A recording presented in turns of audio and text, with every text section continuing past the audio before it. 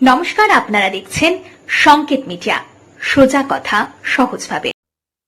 নমস্কার, শুভ সকাল। আজকে ঈশ্বরীয় কথায় গীতার বিষয়বস্তু নিয়ে আমরা একটু আমাদের জীবনের সঙ্গে মিলিয়ে নেওয়ার চেষ্টা করব। গীতাকে বলা হয়, আমরা যখন নতুন কোনো জিনিস কিনি, সেই জিনিসের ভেতরে একটা বুকলেট থাকে। সেই বুকলেট যদি আমরা ভালো করে ফলো করি, তাহলে সেই জিনিসটাকে সুন্দর করে আমরা ব্যবহার করতে পারবো। সমস্ত ইনস্ট্রাকশন দেয়া থাকে, নির্দেশাবলী দেয়া থাকে। গীতা সম্পর্কে অনেক মানুষের এই উপলব্ধি, জীবন যেখান থেকে শুরু হয়েছে, তোমার জীবনটাকে কিভাবে চালাবে, গীতা নামক ম্যানুয়ালটা একটু ভালো করে পড়ে নাও। সেই রকম ভাবে যদি চলতে পারো, সব কিছু পাবে। আজকে বড় গর্ববোধ করি, পৃথিবীতে 4টে মহাকাব্য, তাতে ভারতবর্ষে ভারতীয় উপমহাদেশের 2টো, মহাভারত, রামায়ণ। প্রসঙ্গক্রমে বলে রাখি, আর 2টো মহাকাব্য, ইলিয়াড আর ওডিসি, অন্ধকবি হুমায়ুনের লেখা।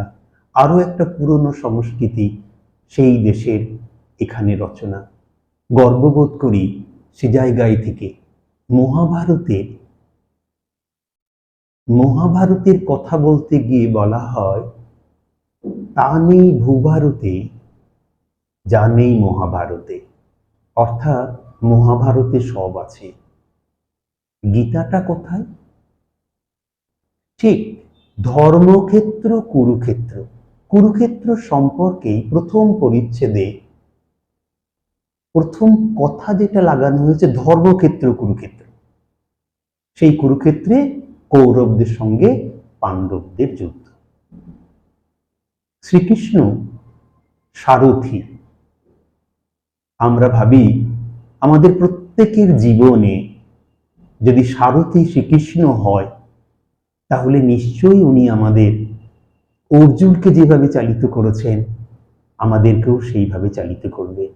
নিশ্চয়ই এই বিশ্বাস আছে বলেই ঈশ্বর কথা একটা উপলব্ধি নিয়ে আজকে গীতা থেকে কয়েকটা জিনিস আলোচনা করব। ধৃতরাষ্ট্র সঞ্জয়কে জিজ্ঞেস করছে, মজা করে বলা হয় সঞ্জয়কে বলা হয় মিডিয়া। সঞ্জয়ের চোখ দিয়ে ধৃতরাষ্ট্র দেখেছিলেন। সঞ্জয়কে ধৃতরাষ্ট্র বলছেন, হে সঞ্জয়, দুর্যোধনাদি মম পুত্রগণ এবং যুধিষ্ঠিরাদি পাণ্ডু পুত্রগণ ধর্মক্ষেত্র কুরুক্ষেত্রে যুদ্ধের জন্য সমবেত হয়ে কি করলো? সঞ্জয় বললেন, হে রাজন, বলে উনি বলেছেন, আমাদের এর থেকে অনেক বেশি প্রাসঙ্গিক অর্জুন এবং শ্রীকৃষ্ণের কথোপকথন। আমরা ওই জায়গায় যাই। অর্জুনের সারথি হিসাবে শ্রীকৃষ্ণ অর্জুন যখন মিনতি করলেন, হে পার্থ, আমার রথটাকে মাঝে নিয়ে চলো, আমি দেখি 2 দলে কারা কারা আছে, কাদের সঙ্গে আমাকে যুদ্ধ করতে হবে।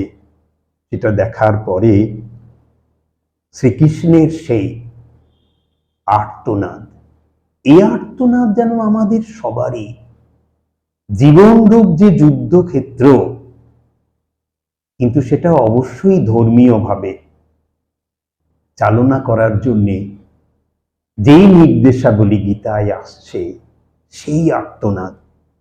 হে গোবিন্দ, রাজ্য বা ধনী আমার প্রয়োজন কি? যাহাদের জন্য রাজ্য ভোগ এবং সুখ কামনা করি, সেই গুরু পিতামহ পিতৃব্য মাতুলাদি ইহারা সবাই ধন ও প্রাণের মায়া ছাড়িয়া যুদ্ধে উদ্যত।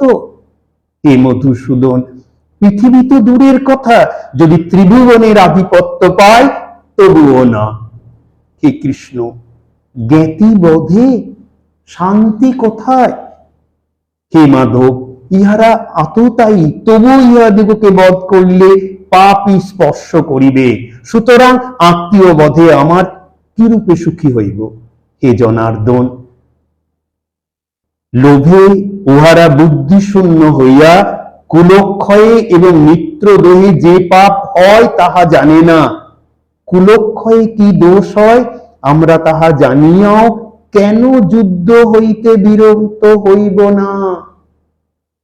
কুলক্ষয় হইলে সনাতন কুলধর্ম নষ্ট হয়, ধর্ম নষ্ট হইলে অধর্ম সমস্ত কুলকেই দূষিত করিয়া থাকে। এ কৃষ্ণ, অধর্মের প্রাদুর্ভাবে কুলস্ত্রীগণ ভ্রষ্টা হয়, ভ্রষ্টা স্ত্রীগণ হইতে বর্ণ সংকর জন্মগ্রহণ করে। তাহলে কেন? বর্ণ সংকর হইলে কুলের নরক ভোগ হয়, আর তাহাদের পিতৃপুরুষগণে জলপিণ্ড লোপ পাওয়ায় নরকে পতিত হয়। কুলগ্নকারীদের বর্ণ সংকর দোষে সনাতন জাতি ধর্ম ও কুলক্ষয় সব নষ্ট হয়। হে জনার্দন, আমরা গুরুমুখে শুনিয়াছি যে যাহাদের কুলধর্ম নষ্ট হয় তাহাদের নিশ্চয়ই নরকে বাস করিতে হয়। হায়, আমরা কি গুরুতর মহাপাপ করিতে উদ্যত হইয়াছি? কারণ রাজ্য সুখে লোভে নিজের স্বজন বোধের অনুদ্যত।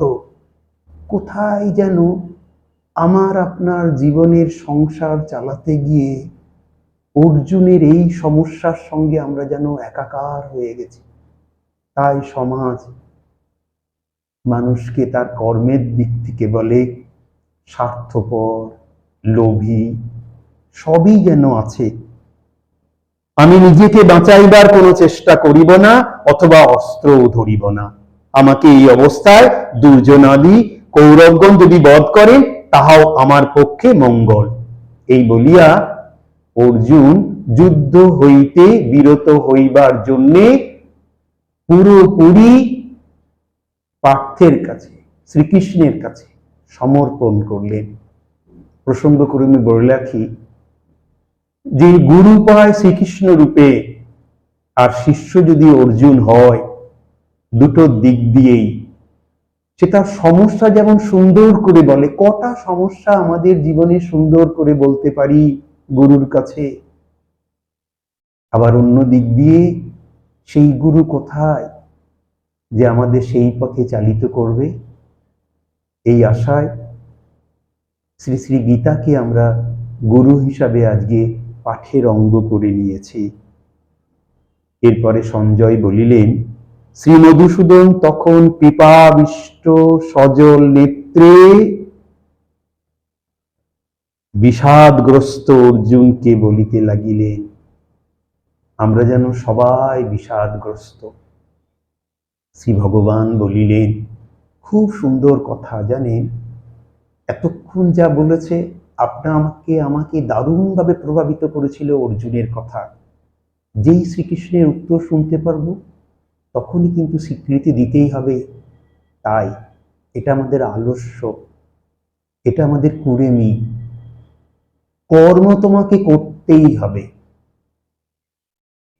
সেই ন্যায় কর্ম, সেটা ন্যায় কর্মই। যদি যুদ্ধ করা বা অপরের বিরুদ্ধে প্রতিবাদ করা যদি অধর্ম হয়, তুমি কে? এ কথা আমার কথা নয়, অর্জুনের কথা শ্রীকৃষ্ণ যেভাবে বলেছেন। হে অর্জুন, এই সংকটের সময় কোথা হইতে অনার্য সেবিত এই মোহ জন্মিল? এই মোহ সৎ ব্যক্তির শোভা পায় না। ইহা স্বর্গপথে বাঁধা, ইহাতে লোকে নিন্দা করে। অর্জুন, তোমার দুর্বলতা ছাড়ো, ইহা তোমার যোগ্য নয়। এই শত্রু বিজয়ী বীর, ক্ষুদ্র হৃদয় দুর্বলতা ছাড়িয়া যুদ্ধে উদ্যত হও। অর্জুন বলিলেন, হে হরিসূদন, কিভাবে আমি পূজনীয় ভীষ্ম ও দ্রোণের সহিত বাণের দ্বারা যুদ্ধ করিব। মহাত্মা গুরুজন বধ না করিয়া ইহলোকে ভিক্ষা করিয়া খাওয়াও তো ভালো ছিল, অথচ ইহাদিগকে বধ করিলে উহাদের রক্ত মাখা অর্থ ও রাজ্য ভোগ করিতে হইবে। যুদ্ধে আমরা জয়লাভ করি অথবা উহারা আমাদের পরাজিত করে, তবে কোনটি যে মঙ্গলময় তা বুঝি না। কারণ যাহাদিগকে বধ করিয়া বাঁচিতে চাই না, সেই ধৃতরাষ্ট্রপুত্ররাই আমার সম্মুখে অবস্থিত হইয়াছে। দীনতা, জ্ঞাতিক্ষয়, পাপে ভীত, প্রকৃত ধর্ম বিষয়ে আমার চিত্ত বিকল। আমাকে যাহা নিশ্চিত সেও তাহা ঠিক করিয়া বলো। আমি তোমার শিষ্য ও শরণাগত, আমাকে তুমি হিত উপদেশ দাও। অর্জুনের সমস্যা যেমন আমাদের দৈনন্দিন সমস্যা। শ্রীকৃষ্ণের কাছে আমরা প্রত্যেক দিন এইভাবেই আশীর্বাদ চেয়ে নেব, যেন জীবন যুদ্ধে জয়ী হই। আজ এই পর্যন্তই। মধুসূদনের আশীর্বাদী হাত আপনাদের মাথায় পড়ুক। ভালো থাকুন। নমস্কার। Subscribe our channel. Press the bell icon.